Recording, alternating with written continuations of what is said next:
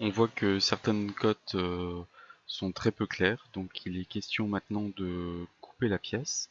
Donc double-clic sur la vue, sous section coupe de dés, avec le plus. On peut donc choisir une coupe avec un petit V vert pour couper la pièce. Donc on peut faire des coupes complètes, moitié ou locales, hein. Donc on va faire complète. Et on peut faire afficher les flèches pour définir le plan de coupe, par exemple sur la vue de dessus. Je fais appliquer, je vois bien apparaître les flèches F qui définissent le plan de coupe.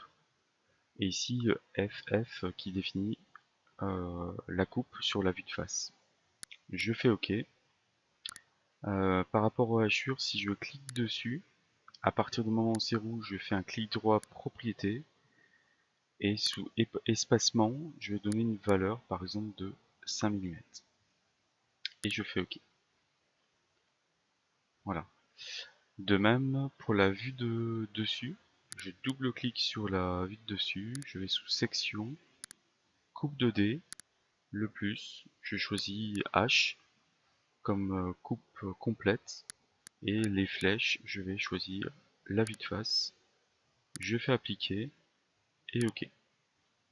Donc là de même, un clic gauche sur les hachures, puis un clic droit propriété, je vais mettre une valeur de 5 mm.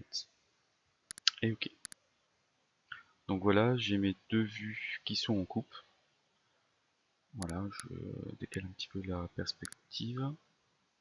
La vue de face, je la descends un peu pour que les cotes tiennent sur la vue. Cette cote ici, on voit que les points d'attache, on va les mettre correctement.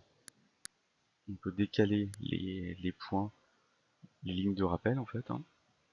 De même pour cette cote là, on va mettre voilà, la ligne de rappel ne dépasse pas de la pièce. Donc après on peut toujours encore améliorer un petit peu la lecture du dessin en déplaçant un petit peu les différents textes, hein. Ainsi de suite, cette cote là, on peut la mettre ici ou la sortir un petit peu, ou la mettre en dessous, hein.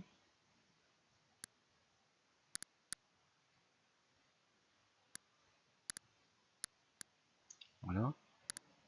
Ainsi que les flèches du plan de coupe, on peut les décaler aussi, hein, si on veut, comme ceci.